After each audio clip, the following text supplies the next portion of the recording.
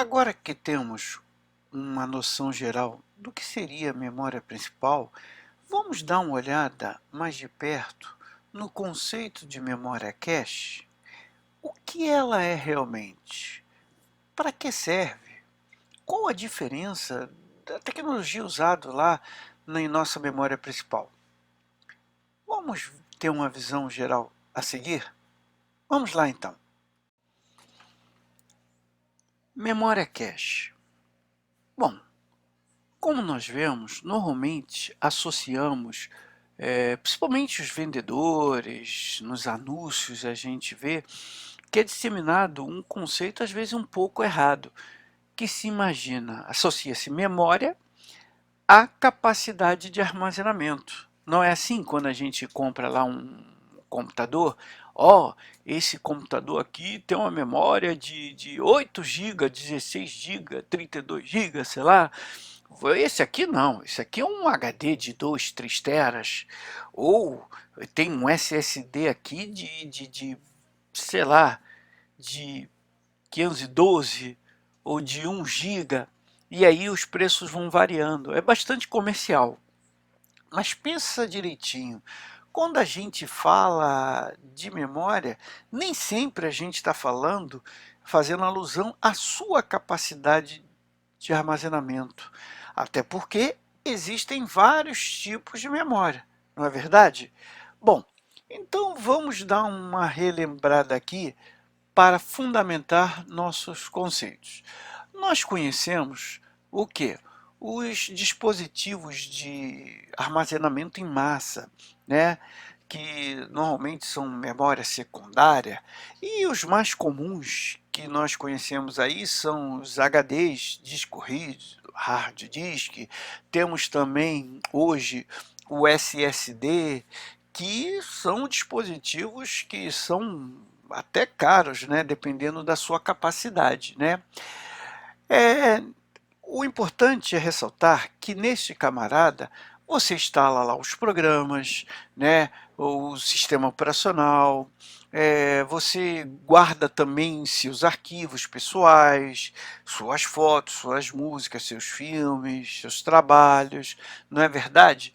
E uma característica bastante legal é que quando você desliga o computador, ou seja, ele para de receber energia, a princípio esses dados não se perdem. Por quê?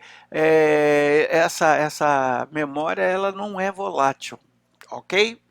Bom, depois disso nós estudamos, nós conhecemos lá a memória principal, a memória RAM, né? Esse tipo de memória, toda vez que você abre lá um programa, um novo programa, este novo programa que está no HD tem que ser carregado nessa memória. E ele ganha, digamos assim, um pedacinho dela para o programa, ou seja, reserva um pedaço dessa memória para o programa ser trabalhado temporariamente lá pela nossa CPU, ok?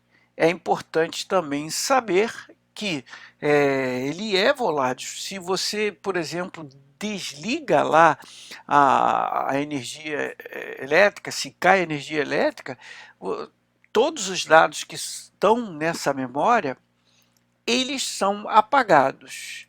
E aí nós vemos várias tecnologias de construção dessa memória, né, desse tipo de memória.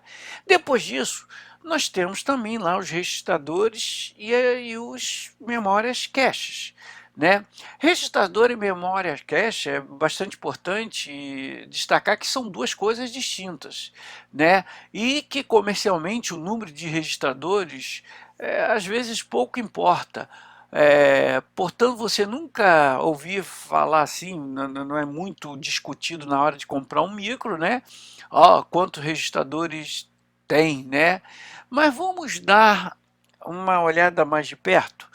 Internamente ao processador existem pequenas unidades de memórias, e essas pequenas unidades são chamadas de registradores, onde são guardados ali os dados imediatos usados nos cálculos, e uma vez realizada a operação, o dado é substituído pela informação na própria operação, ok? Mas a questão é, mas de onde esses dados são retirados? A resposta é bastante simples. Eles são retirados da memória RAM. Mas a memória RAM ele é muito lenta se comparado à memória interna do nosso processador. Existe um hiato de velocidade muito grande aí. E leva-se muito tempo para obter uma informação que está na RAM até a CPU. Então, criou-se o quê? A memória cache.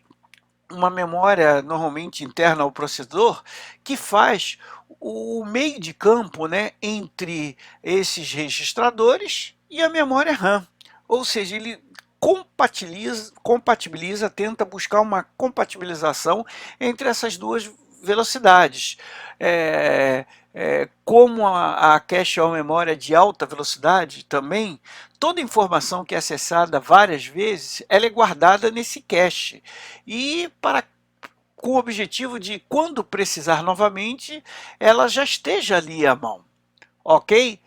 Dentro da especificação de um processador, por exemplo, o tamanho de memória cache é um fator importante, é verdade. Geralmente nós temos aí, orbitam em quilos e megas, como 512 quilos, 1 mega, 3 mega, 6 mega, 16, mas você vê que está na casa de mega ali. Se for comparado a, por exemplo, uma memória secundária, quando a HD, que trabalha na casa de tera, por exemplo, ela é muito pequena para armazenar tudo, e sem falar que é uma memória cara. Existe também, digamos assim, níveis de cache. Aliás, nós vemos lá L1, L2, L3, L4, L1 milhão daqui a pouco. Esse L vem de level, nível, né? E é importante saber que quanto menor esse nível, mais cara essa memória é. Ok? Mas não vamos discutir isso agora, nesse momento, né? É importante também saber que outros dispositivos também usam memória cache para otimizar seu desempenho. Um exemplo clássico são até os próprios discos rígidos, né? Agora você sabe o que é uma memória cache. Não vai ficar mais confuso com relação às demais memórias. Agora, vamos ressaltar essas diferenças. Quanto mais alto o nível dessa pirâmide de memória, mais cara ela é, obviamente, né? E mais veloz ela é. Por exemplo, os registradores é de altíssima velocidade, mais rápidos que a memória cache, que é mais rápido que a RAM e mais rápido que as memórias secundárias.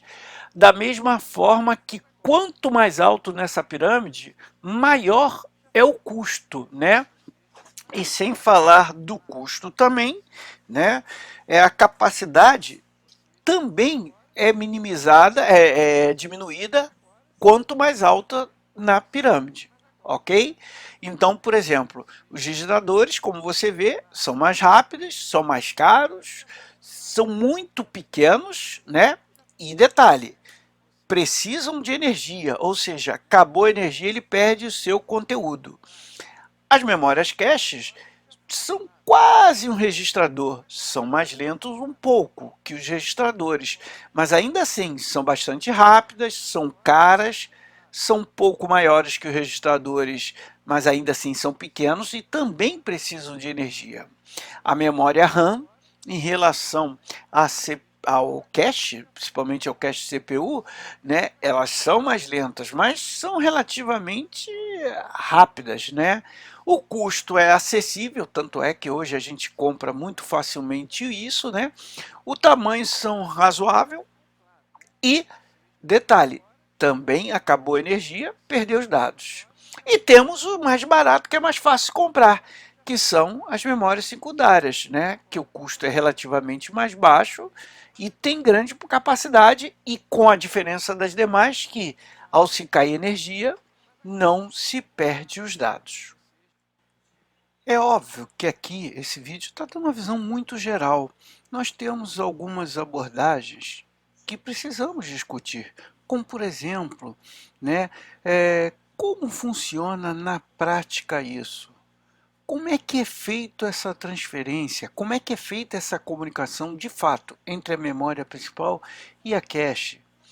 É claro que vamos discutir isso, mas isso será tema dos próximos vídeos, para que esse não fique muito grande. Espero ter conseguido dar uma visão holística para você, que fundamente as nossas próximas discussões, tá ok?